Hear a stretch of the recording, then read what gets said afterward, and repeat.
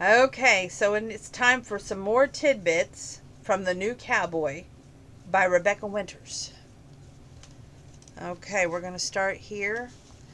Where's my game point for the end tonight? Well, like I said, I've got this headache, so we're just going to have to see. But I don't look for me to do a whole lot of reading with y'all tonight. So, sorry kids, but that's the way I feel. Here we go. Page 1. It doesn't start at 113. It does. 113. What's this? Go ahead and open it. She put it on the table, and he did as he asked. The second she lifted the lid, he heard a quiet cry. 2 pairs of night vision goggles with headgear.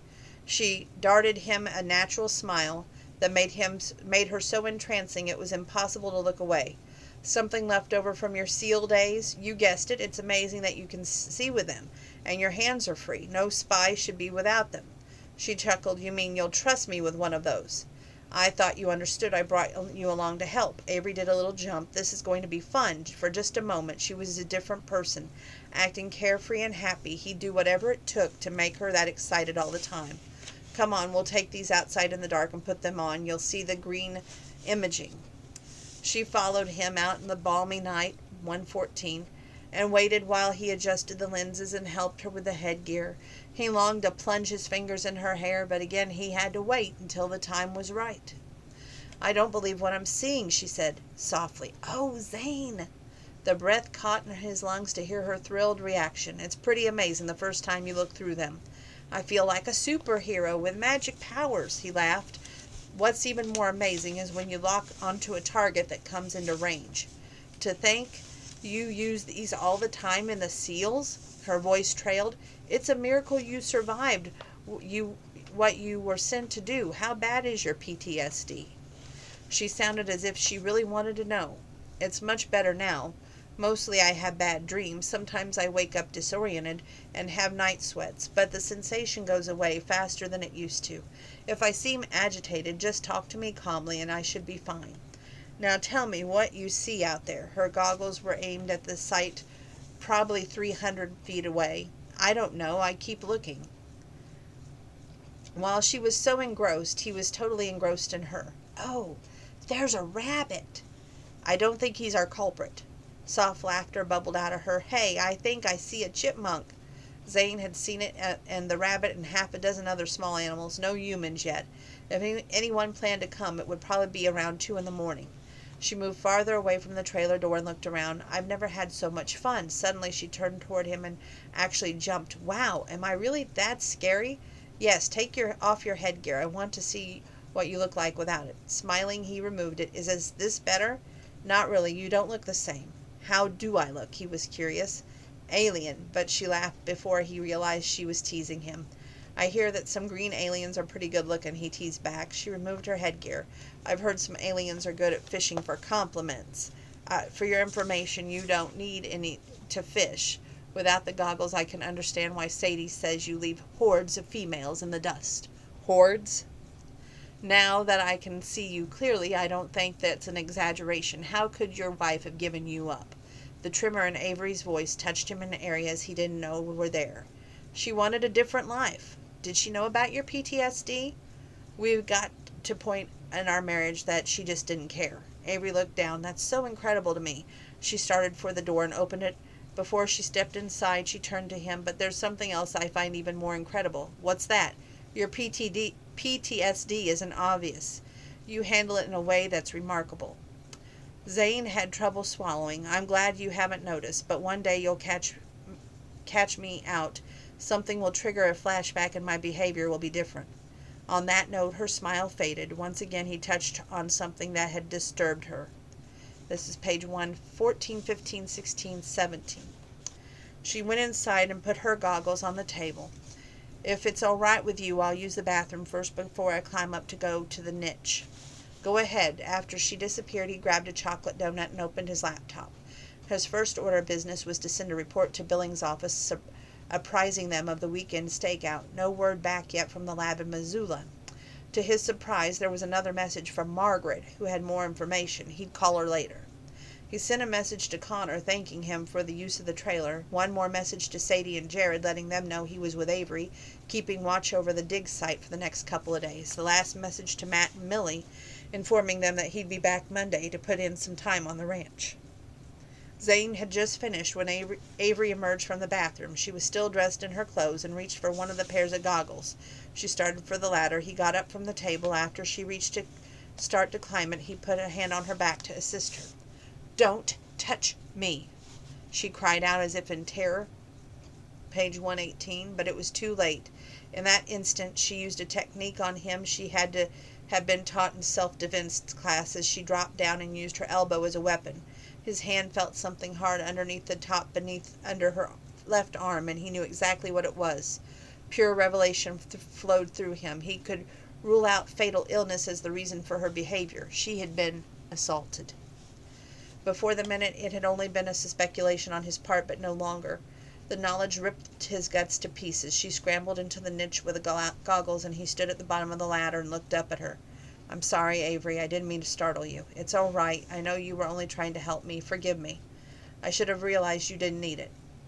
In a lightning moment, everything had changed for him. He couldn't touch her the way he wanted to. Getting physically close to Avery would be like navigating through a minefield. You had to deal with every mental component before you did anything else. Even before that, she needed to know how he felt about her in order to lay a groundwork of trust.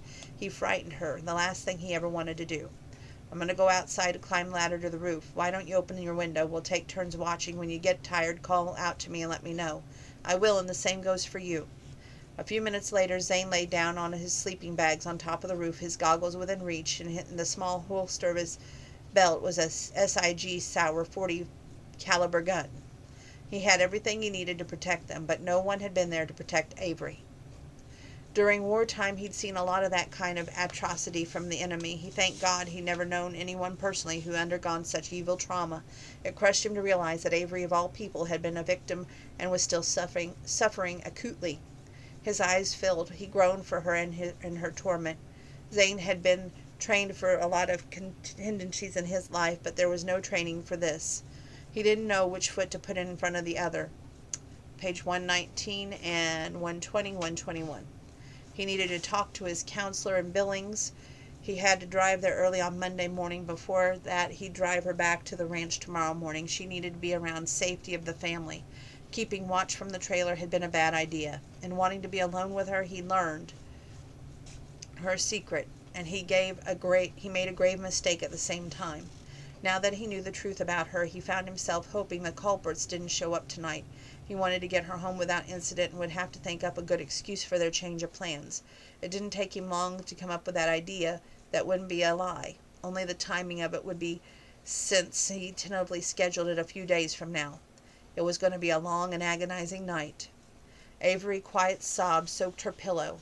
A few minutes ago, she suffered a flashback. She jerked away from his touch like she'd been taught to do in her self-defense class. And had she offended him deeply, how could she have cried out for him to stop when he'd done nothing but wonderful to her? He asked her about her work and encouraged her to tell stories. He asked for her to help on this case. She'd never been so flattered in all her life. Though she wasn't afraid of him, he didn't know that. Not after what she'd done. Her reaction had been pure reflex, because she feared that he might discover she was carrying a handgun. Then when he'd want to know why, and she wouldn't be able to lie to him with conviction. For him to know the truth of what had happened to her would kill her.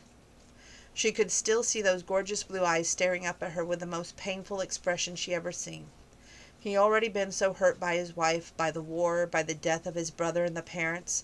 He told her things about his personal life that he confided in her.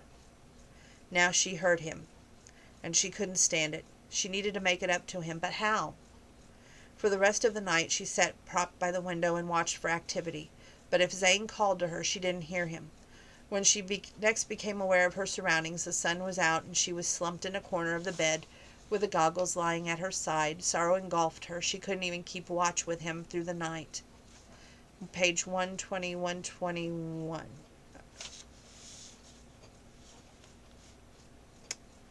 Looks like I didn't mark anything there, so we're going to let you all wonder what happened through some of these pages. Page 131. and 132, 133, 34, 35, 36, 37, 38, 39, 40. Yeah. As for you, a decision has to be made. If you love her and you hope to have a permanent relationship with her, then you need to tell her the next time you're together. No guessing games. Gut honesty is the glue that will lay the groundwork for a lasting relationship. She can't handle anything but the truth. Right now he's went to his doctor to confide in his doctor that he knows Avery's secret, so he's seeking guidance. You're right, I should have known that. How could you have known? This is uncharted territory for both of you. But if knowledge of the assault has changed your mind because you can't deal with the pain, then you must stop seeing her for your sake as well as hers. I love her more than ever, Zane said. You say that now, but your journey is going to be difficult. She may see herself as a tainted woman, unworthy. Your job will be to get her past that. It won't be an easy task. If she loves you admits it, then she'll have to be the one to tell you what she expects now that you know she's been assaulted. You'll have to recognize and accept her feelings as well as your own. You admitted that your anger is explosive. Zane nodded. Then I don't have to tell you that you must get past that to show her compassion and acceptance. Not every man can do this when it comes to the woman he loves. You'll have to let her make the decisions for herself so she can get control over her life. Because of your impatience, you may not like them. Share that with her so you'll be there with her when she needs you. My last piece of advice to you is to show unconditional love and support. He handed him a booklet and a printout. Zane took them and got to his feet. I can't thank you enough for seeing me today. I feel better just having talked to you. Good. Don't hesitate to call me any time. While you're here, I'll write out another prescription for you. In a minute, Zane left with all the items in hand and headed out for his truck. He planned to drive by the dig site and surprise Avery. He'd ask her out for tonight. While he was there, she could introduce him to the crew. The information from the Bureau's database search should be in before long, and he could put faces with information. Though he didn't believe any of the people on the crew were responsible for the vandalism, he didn't plan to leave a stone unturned. He stopped to do an errand and ate lunch before leaving Billings. While he waited in the drive-through line, he scanned the printout. It was a list of rules for intimacy with a partner who'd been assaulted. The information was a real eye-opener. He reached for the booklet. One line leaped out at him. The world is no longer a safe place, so anyone can be a threat and can trigger the fight or flight response. That moment in the trailer came back to haunt him.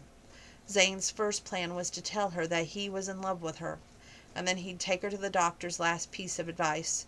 Show your unconditional love and support. Half an hour later, he pulled up to the other cars and trucks congregated at the dig site, but there was no sign of Avery. He got out and walked around, letting the crew know that he was investigating the case. After asking Dr. Osgood a few questions, he found out that she'd taken a personal leave day. On that disappointing note, Zane climbed back in his truck and headed home. When he didn't see her truck at the Bannock Ranch, he drove by Sadie's and Jared's house to say hello and play with Ryan. Spending a little time with his nephew was exactly what he needed to unwind before he asked Avery over for a home-cooked meal.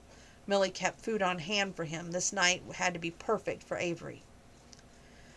Dr. Moser hadn't been able to meet with Avery until after lunch. During their lengthy session, she broke down in front of the psychologist. When she finally left the office, she caught in the 5 o'clock traffic, leaving Bozeman 10 minutes from the ranch. Her cell phone rang. She checked the caller ID. It was Zane. Adrenaline gushed through her veins. After talking with the Dr. Moser, her intentions was carefully distance herself from Zane. He cared for another woman, and there was nothing she could do about that. Naturally, they remained friends, but she would be inaccessible most of the time. It wouldn't cure her heartache, but it would lower her stress level until she moved to the reservation. Her hand hovered over her phone before she decided to answer. She couldn't just cut him off, but she needed to be cautious. Hi, Zane. How was your meeting? Nothing that would make headlines. I'm calling to invite you to dinner tonight. Do you have any plans? Just be honest, Avery. No, I need an early night. So do I, but I have to eat, and I'd like to pay you back for being willing to help me on the stakeout. She gripped the phone tighter. I was a complete failure. You're wrong about that. It felt good to have you with me. The feeling was more than mutual, but she ruined it. I'm not just talking about the inside information you provided on the crew. I missed our families, and that includes you. Please allow me to thank you in the only way I know how. I promise I won't be a peanut butter and sandwich. And I'm not a bad cook. Avery was melting fast. One last dinner wouldn't hurt her, since she'd been the one to offend him without meaning to. Sadie told me as much. Shall we say 7:30? That sounds fine. I'll be there. Thank you. Avery clicked off. He had no idea she was on the road. She barely had enough time to make it. While she was still holding the phone, she called her grandfather to tell him she wouldn't be home until 9. There'd be no late night for her. When she pulled up in front of Zane's house, he was waiting on the front porch. He looked so good lounging against the post in a black silk shirt and jeans that her legs went weak. The man possessed a sophistication you didn't see in the average cowboy, that was for sure. Forget his time in the seals. He loved the ranch life, the mountains, with that kind of passion to match hers. Otherwise, he wouldn't have transplanted himself from San Francisco. Again, this is page 134, 35, 36, and 37, 38, 39, and 40. That was what killed her. He met another woman. Even though she knew he found her attractive, it crushed Avery that she'd never be on his emotional radar. Because he was such a decent human being and so close with her family, he would always show her deference. She was Jared's sister, after all. Zane had held deep affection for the man who married Sadie. Jared and Ralph had made it possible for Zane to buy the Cochran Ranch. That was why his promise to protect Avery hadn't been lip service. A welcoming committee, too? She called out to him with a smile. The best thing to do was maintain a friendship forged a year ago. His eyes played over hers. They had a glint that only told her he liked what he saw. If only he knew the truth about her. Zane straightened at her approach. I can't get enough of that blue sky. Have you ever noticed those cotton balls up there? They're whiter than white. You can only see that color in the nature over big sky country. She looked up at the fading light, knowing what he meant. So exactly he was to read her mind. What he didn't know was that not even the blue sky of Montana could match his eyes. When Lewis Meriwether came through Montana in 1805, he said it seems as if those scenes of visionary enhancement would never end. Then he quoted one of the Indians, I shall vanish and be no more, but the land and sky over which I now roam shall remain and change not. Zane opened the door wide for her. Maybe now you'll understand why I enjoy being with you so much. Every time we're together, you share a portion of your brilliant mind and enrich me more than you know. Come in. I smell rolls baking, Avery said to hide emotions that were getting the better of her. She followed him through the house and outdoors of the dining room to the patio. A cry of surprise escaped her lips to see a table set with a cloth and cutlery. He lit candles around a centerpiece of tulips and daffodils. They had to have come from the garden at the edge of the grass. She spun around. I can't believe you've gone to all this trouble. He cocked his head. I wanted to. Make yourself comfortable while I bring out the steaks and put them on the grill. The first thing she noticed was that he didn't try to help her into the chair. Normally he would have. After the way she reacted in the trailer, he learned his lesson. It pained her that she had done that to him.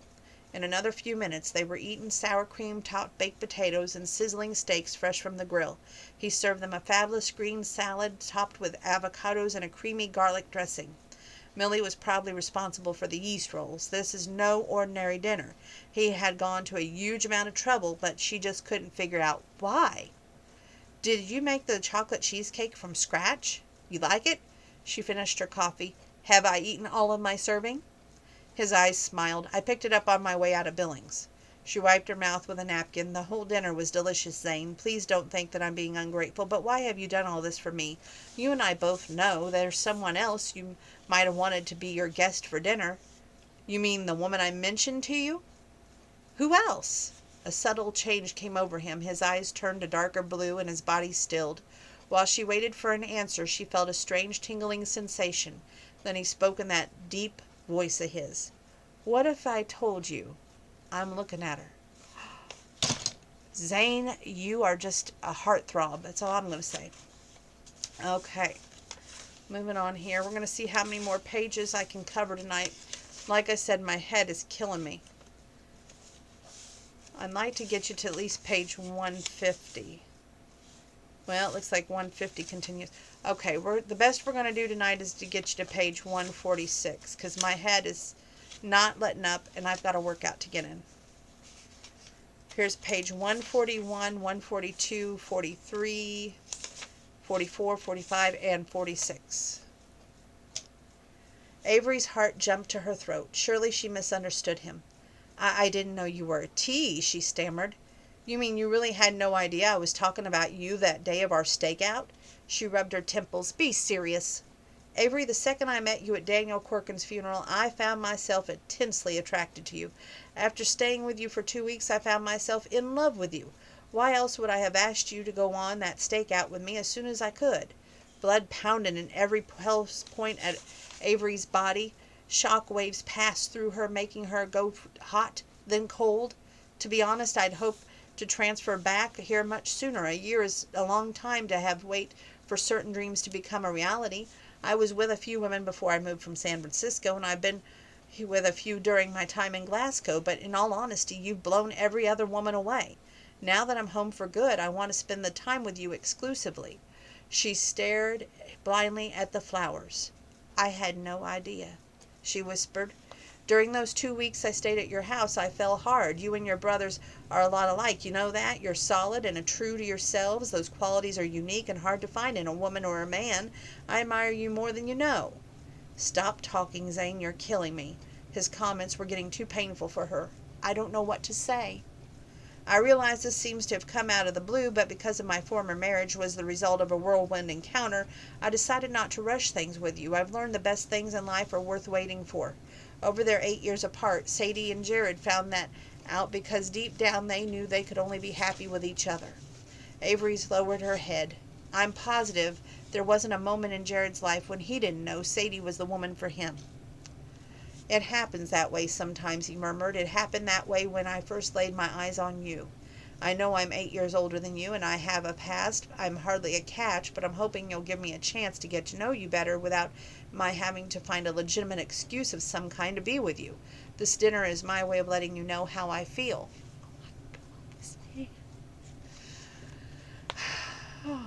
Panic set in. She was the woman who'd captured his interest. It was impossible. Avery's fear was so great she found herself saying it out loud. Why is it impossible? She trembled over and over again. You don't know the real me. Not completely, no. That works both ways. Hence the point of this dinner. I couldn't do this before now. Too many of my cases kept me away in days, weeks at a time. Because of that distance, a relationship with you was always out of the question.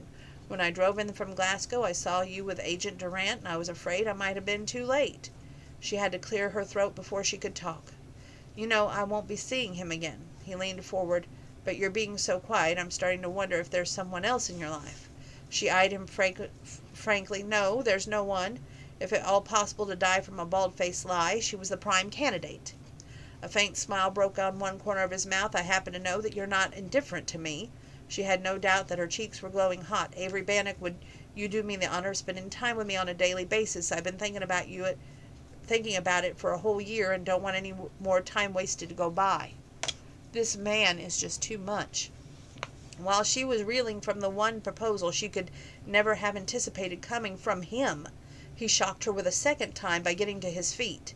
I promised you an early night, and I meant it. I'll walk you out. Tomorrow I'll come by the dig site on your lunch hour with a picnic basket, and we'll talk. Her head was spinning. Don't worry if your answer is flat out no. I misread your feelings for me. I'm a big boy and can take rejection. We'll always be friends, and no one will know what transpired between us. Again he allowed her to get up from the table on her own. Zane had a shockingly effect on her equilibrium. She started through the house to the porch on shaky legs. He stood aside. Zane, we'll talk tomorrow, he interrupted her. Drive home safely. Text me when you're in the house. She took a few steps before turning to him. I will. Thank you for the delicious dinner. He stayed where she was. Thank you for not shutting me down at the table. At least you've left me with some hope that you were listening. Hearing those words, she rushed out to the truck and drove away as fast as possible, ignoring his warning. By some miracle, she reached the ranch house without incident, but she didn't get out. What was she going to do? She could hear what the psychologist would say. The man who assaulted you has been arrested. This man who you love just told you what your heart never expected to hear. Are you brave enough to take the next step? He's left it in your hands. Joy and terror. Ward for supremacy. Avery pressed her forehead to the steering wheel. It took an hour before she finally went inside the house and let him know she was home, but she was still out of answers. The accelerated beat of her heart kept her awake for the rest of the night, knowing she'd see him tomorrow. And that's where we'll pick up. I'm sorry for a short book review. Please understand my head is just going boom-de boom boom boom. I was going to do cardio tonight, but I don't think that's going to get done. I'm probably going to go downstairs and ride the bike because I just feel like the bike is a better choice tonight. So thank you for sticking with me. Thank you for putting up with me. Part 3 of the book review tomorrow, which I hope to feel better and hope to conquer more of this book with you. God bless. Stay safe. Follow the social distance. Wash your hands. Wear your mask. And if you need to, your hand sanitizer.